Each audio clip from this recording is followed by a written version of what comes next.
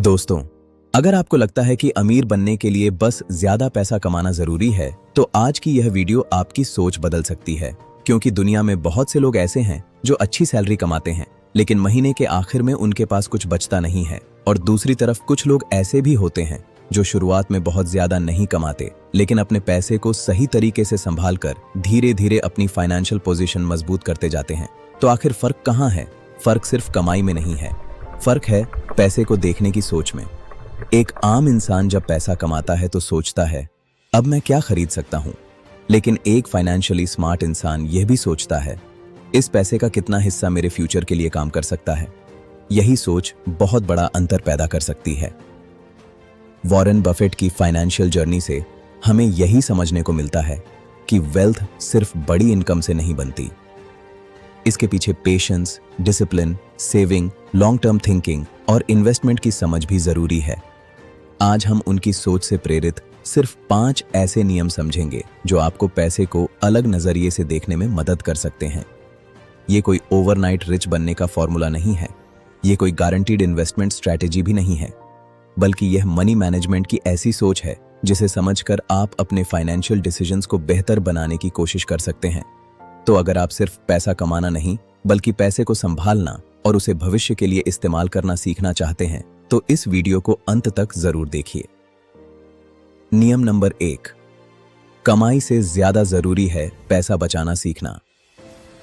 दोस्तों, ज्यादातर लोगों को लगता है कि उनकी इनकम बढ़ जाएगी तो उनकी सारी फाइनेंशियल प्रॉब्लम्स खत्म हो जाएंगी, लेकिन ऐसा हमेशा नहीं होता। क्योंकि अगर इनकम बढ़ने के साथ खर्च भी बढ़ता जाए तो आपकी फाइनेंशियल सिचुएशन में बहुत बड़ा बदलाव नहीं आएगा। मान लीजिए एक व्यक्ति 25,000 रुपये महीना कमाता है, वह 22,000 रुपये खर्च करता है और 3,000 रुपये बचाता है। कुछ समय बाद उसकी इनकम बढ़कर 40,000 रुपये हो जाती है, लेकिन अब उसका खर्च 37,000 रुपये हो गया। तो इनकम बढ़ी 15,000 रुपये, लेकिन सेविंग सिर्फ 3,000 रुपये से बढ़कर 3,000 रुपये ही रही। क्यों? क्योंकि इनकम के साथ लाइफस्टाइल भी बढ़ गया। यही सबसे कॉमन प्रॉब्लम है। हम सोचते हैं कि ज्यादा पैसा आने पर हम ज्यादा बचाएंगे, लेकिन अक्सर होता इसका उल्टा है। जैसे जैसे इनकम बढ़ती है, हमारी जरूरतें भी बढ़ती दिखाई देने लगती हैं। पहले साधारण फोन अच्छा लगता था, फिर नया फोन चाहिए। पहले नॉर्मल कपड़े ठीक लगते थे, फिर ब्रांडेड कपड़े चाहिए। पहले बाइक से काम चलता था, फिर कार चाहिए। पहले महीने में 2 बार बाहर खाना होता था, फिर हर वीकेंड बाहर खाना शुरू हो जाता है। धीरे धीरे इनकम बढ़ती जाती है और खर्च भी बढ़ते जाते हैं। इसलिए पहला नियम बहुत सिंपल है, कमाई चाहे जितनी हो, उसका कुछ हिस्सा हमेशा अपने फ्यूचर के लिए बचाइए। अब यहाँ एक बहुत जरूरी बात समझिए, बचत का मतलब यह नहीं कि आप अपनी जिंदगी की हर खुशी छोड़ दें। ऐसा करना जरूरी नहीं है। आपको अपनी जिंदगी एंजॉय करनी चाहिए। आप परिवार पर खर्च करें, अच्छी चीजें खरीदें, घूमें, अपनी जरूरतें पूरी करें। लेकिन समस्या तब शुरू होती है जब हर इच्छा को जरूरत समझ लिया जाता है। इसीलिए हर महीने अपने खर्चों को 3 हिस्सों में देखने की कोशिश कीजिए। पहला, जरूरी खर्च। दूसरा, ऐसे खर्च जो आपकी जिंदगी को यूजफुल या कंफर्टेबल बनाते हैं। तीसरा, ऐसे खर्च जिन्हें आप चाहें तो आसानी से कम कर सकते हैं। जब आपको पता चल जाएगा कि आपका पैसा कहाँ जा रहा है, तब बचत करना आसान होगा। अब मान लीजिए आपकी इनकम 40,000 रुपये है। आप तय करते हैं कि 5,000 रुपये हर महीने फ्यूचर के लिए अलग रखने हैं, तो सैलरी आते ही वह 5,000 रुपये अलग कर दीजिए। बाकी 35,000 रुपये से अपने खर्च मैनेज कीजिए। अगर 5,000 रुपये मुश्किल लगता है तो 2,000 रुपये से शुरू कीजिए। अगर 2,000 रुपये भी मुश्किल है तो 500 रुपये से शुरू कीजिए। क्योंकि शुरुआत में रकम से ज्यादा जरूरी है हैबिट। आज अगर आपने 500 रुपये बचाने की आदत बना ली, तो भविष्य में इनकम बढ़ने पर आप 5,000 रुपये या 10,000 रुपये बचाने के लिए मेंटली तैयार होंगे। लेकिन अगर आपने छोटी इनकम में यह आदत नहीं बनाई, तो बड़ी इनकम आने के बाद भी संभव है कि खर्च आपकी पूरी इनकम खा जाए। इसलिए खुद से यह मत कहिए, जब मैं ज्यादा कमाऊंगा तब बचत करूंगा, बल्कि कहिए, मैं अभी जितना कर सकता हूं उतना बचाना शुरू करूंगा। यही पहली फाइनेंशियल शिफ्ट है। और याद रखिए, अमीर बनने की शुरुआत बड़ी रकम से नहीं, छोटी लेकिन लगातार फाइनेंशियल डिसिप्लिन से होती है। नियम नंबर 2, पहले खुद को भुगतान करो। अब मान लीजिए आपने तय कर लिया कि आपको बचत करनी है, लेकिन सवाल है, बचत होगी कैसे? ज्यादातर लोगों का तरीका होता है, सैलरी आई, फिर रेंट, फिर बिजली, फिर ईएमआई, फिर शॉपिंग, फिर बाहर खाना, फिर एंटरटेनमेंट, फिर ऑनलाइन शॉपिंग, और आखिर में देखते हैं कि कुछ बचा या नहीं। अक्सर जवाब होता है कुछ नहीं बचा। यही तरीका बदलना है। एक सिंपल प्रिंसिपल अपनाइए, पे योरसेल्फ फर्स्ट। मतलब इनकम आते ही अपने फ्यूचर के लिए कुछ पैसा अलग कर दीजिए, फिर बाकी पैसों से खर्च मैनेज कीजिए। मान लीजिए आपकी सैलरी 50,000 रुपये है। आपने तय किया कि हर महीने 7,000 रुपये बचाने हैं। सैलरी आते ही 7,000 रुपये अलग। अब आपके पास 43,000 रुपये हैं। आप अपने पूरे महीने का बजट 43,000 रुपये के हिसाब से बनाएंगे। इससे आपका दिमाग धीरे धीरे कम पैसों में मैनेज करना सीखता है। लेकिन अगर आप पहले पूरे 50,000 रुपये खर्च करते हैं और महीने के आखिर में बचत की उम्मीद करते हैं, तो संभव है कि बचत के लिए कुछ बचे ही नहीं। इसलिए सेविंग को बचा हुआ पैसा मत समझिए, इसे अपनी मंथली फाइनेंशियल प्रायोरिटी समझिए। अब यहाँ एक और महत्वपूर्ण बात है, आपको अपनी सेविंग टारगेट रियलिस्टिक रखना चाहिए। अगर आपकी इनकम 30,000 रुपये है और आप 15,000 रुपये बचाने का लक्ष्य रख लेते हैं, जबकि आपके जरूरी खर्च ही 25,000 रुपये हैं, तो यह लंबे समय तक चलाना मुश्किल होगा। इसलिए पहले अपनी इनकम और एक्सपेंसेस को समझिए, फिर ऐसा टारगेट तय कीजिए जिसे आप लगातार फॉलो कर सकें।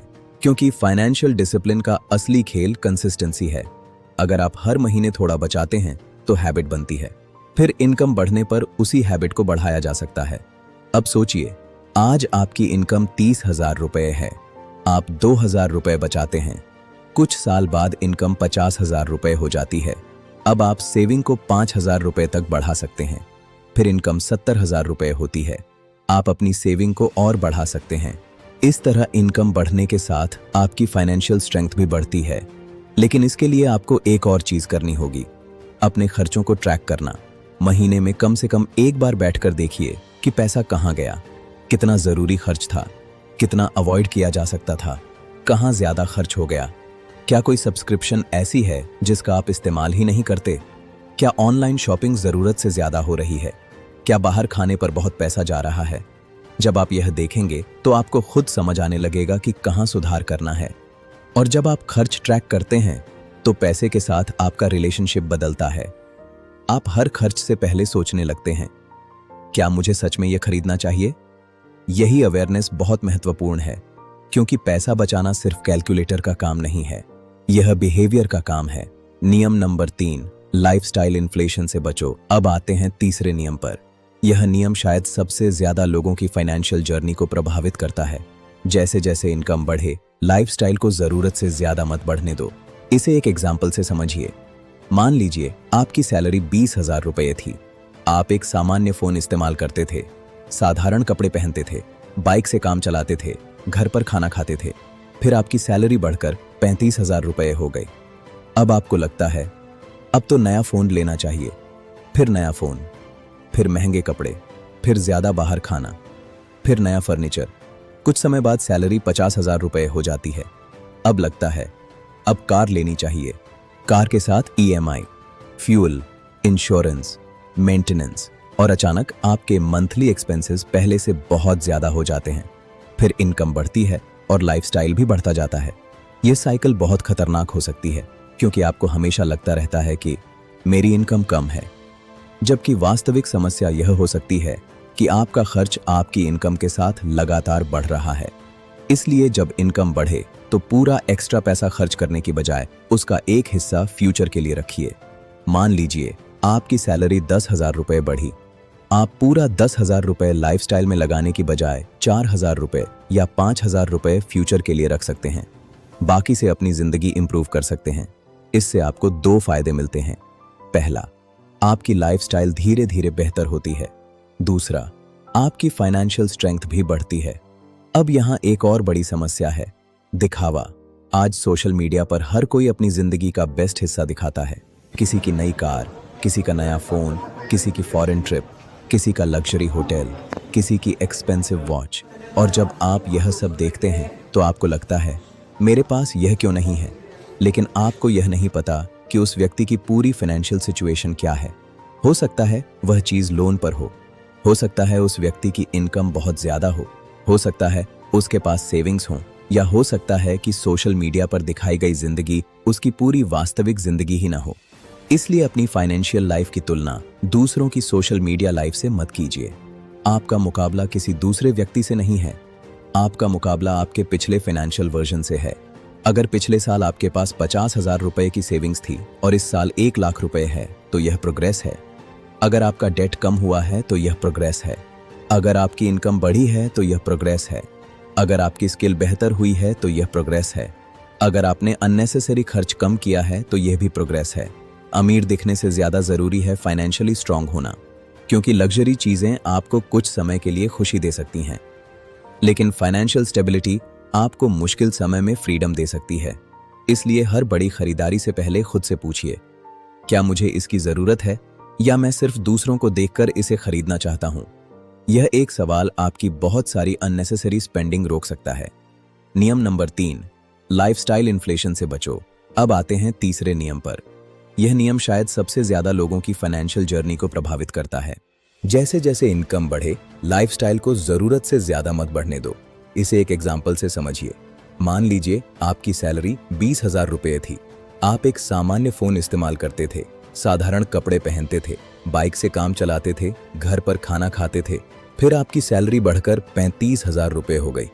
अब आपको लगता है अब तो नया फोन लेना चाहिए। फिर नया फोन, फिर महंगे कपड़े, फिर ज्यादा बाहर खाना, फिर नया फर्नीचर। कुछ समय बाद सैलरी 50,000 रुपये हो जाती है। अब लगता है अब कार लेनी चाहिए। कार के साथ EMI, फ्यूल, इंश्योरेंस, मेंटेनेंस, और अचानक आपके मंथली एक्सपेंसेस पहले से बहुत ज्यादा हो जाते हैं। फिर इनकम बढ़ती है और लाइफस्टाइल भी बढ़ता जाता है। ये साइकिल बहुत खतरनाक हो सकती है, क्योंकि आपको हमेशा लगता रहता है कि मेरी इनकम कम है, जबकि वास्तविक समस्या यह हो सकती है कि आपका खर्च आपकी इनकम के साथ लगातार बढ़ रहा है। इसलिए जब इनकम बढ़े तो पूरा एक्स्ट्रा पैसा खर्च करने की बजाय उसका एक हिस्सा फ्यूचर के लिए रखिए।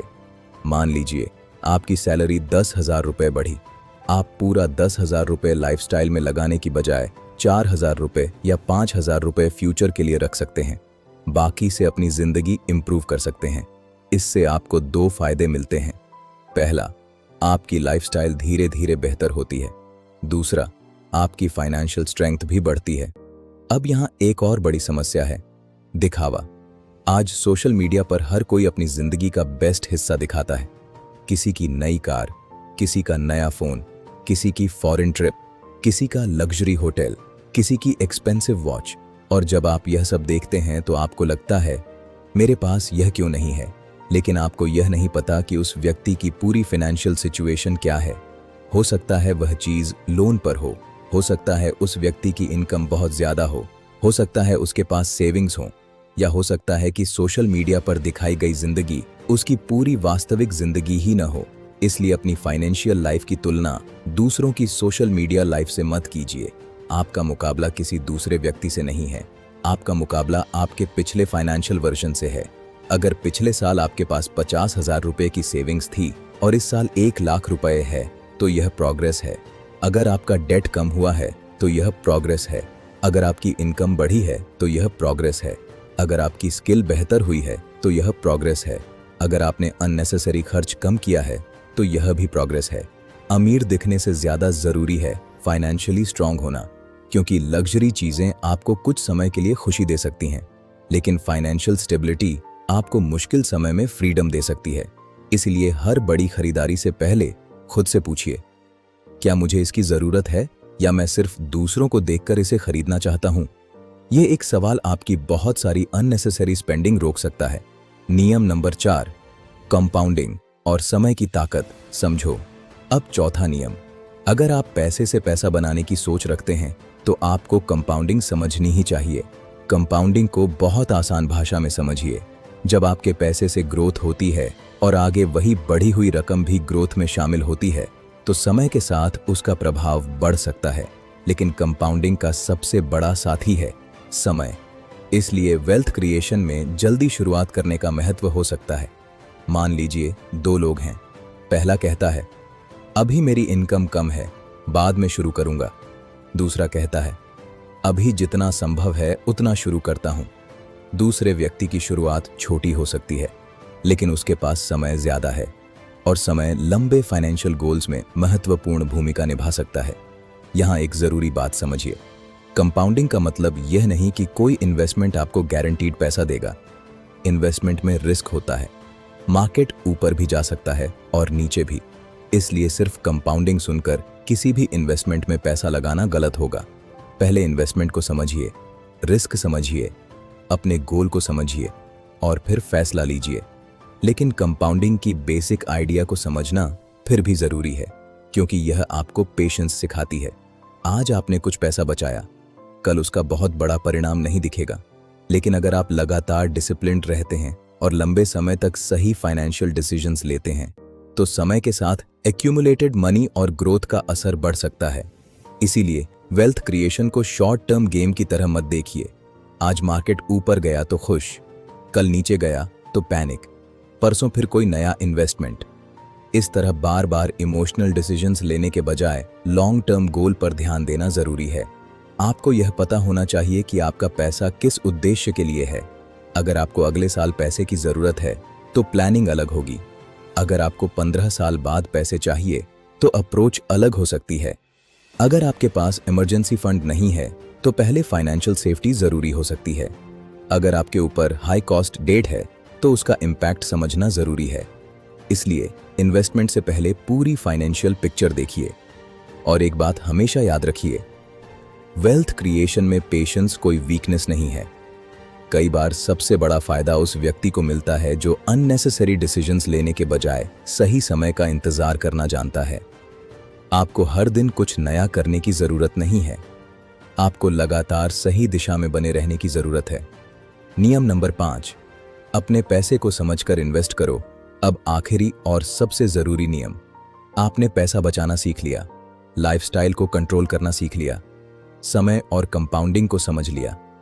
अब सवाल है, इस पैसे को आगे कैसे इस्तेमाल किया जाए। यहीं इन्वेस्टमेंट की समझ काम आती है। आज इंटरनेट पर इन्वेस्टमेंट से जुड़ी बहुत सारी इंफॉर्मेशन है।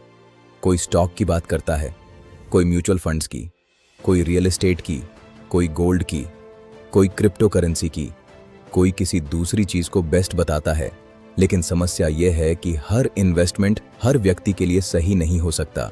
आपकी इनकम अलग है, आपकी उम्र अलग है, आपके गोल्स अलग हैं, आपकी रिस्क कैपेसिटी अलग है। इसलिए सिर्फ किसी दूसरे व्यक्ति की इन्वेस्टमेंट कॉपी करना समझदारी नहीं है। सबसे पहले खुद को एजुकेट कीजिए। आप जिस चीज में पैसा लगाने वाले हैं उसे समझिए। वह कैसे काम करती है, उसमें रिस्क क्या है, रिटर्न की संभावना क्या है, पैसा कितने समय के लिए लगाना है, जरूरत पड़ने पर पैसा कितनी आसानी से निकाला जा सकता है, फीस और चार्जेस क्या हैं, टैक्स का क्या असर हो सकता है। इन बेसिक सवालों के जवाब समझना जरूरी है। और सबसे महत्वपूर्ण, जिस चीज को आप समझते नहीं हैं उसमें सिर्फ किसी की बात सुनकर अपना पैसा मत लगाइए। किसी दोस्त ने किसी स्टॉक से पैसा कमाया है, इसका मतलब यह नहीं कि वही इन्वेस्टमेंट आपके लिए भी सही है। किसी ने किसी बिजनेस में प्रॉफिट कमाया है, इसका मतलब यह नहीं कि आपको बिना रिसर्च वही बिजनेस शुरू कर देना चाहिए। इन्वेस्टमेंट में सबसे पहले नॉलेज चाहिए, फिर एनालिसिस, फिर डिसीजन और फिर पेशेंस। अब एक और जरूरी बात, हाई रिटर्न देखकर तुरंत आकर्षित मत हो जाइए। अगर कोई इन्वेस्टमेंट ज्यादा रिटर्न की संभावना देता है तो यह भी देखिए कि उसमें रिस्क कितना है, क्योंकि कई बार ज्यादा रिटर्न की संभावना के साथ ज्यादा रिस्क भी होता है। इसलिए सवाल सिर्फ यह नहीं होना चाहिए मुझे कितना प्रॉफिट मिलेगा, सवाल यह भी होना चाहिए अगर मेरा अनुमान गलत हुआ तो मैं कितना नुकसान सह सकता हूं। यही रिस्क मैनेजमेंट है और यही सोच आपको कई गलत फाइनेंशियल डिसीजन से बचा सकती है। इसके अलावा अगर आपके पास इमरजेंसी फंड नहीं है तो पूरा पैसा इन्वेस्टमेंट में डालना भी सही अप्रोच नहीं हो सकता, क्योंकि जिंदगी में अचानक खर्च आ सकता है। मेडिकल इमरजेंसी, घर की जरूरत, काम में समस्या, इनकम में कमी। अगर आपके पास इमरजेंसी सेविंग्स नहीं है तो आपको मुश्किल समय में इन्वेस्टमेंट बेचनी पड़ सकती है या लोन लेना पड़ सकता है। इसलिए फाइनेंशियल प्लानिंग में सेफ्टी और ग्रोथ दोनों को समझना जरूरी है। पहले फाउंडेशन, फिर ग्रोथ। और इन्वेस्टमेंट हमेशा अपने गोल्स और रिस्क के हिसाब से समझकर करें। अब इन 5 नियमों को एक बार फिर समझिए। अगर आपको इस पूरी वीडियो की सिर्फ 5 बातें याद रखनी है तो इन्हें याद रखिए। नियम नंबर 1, अपनी इनकम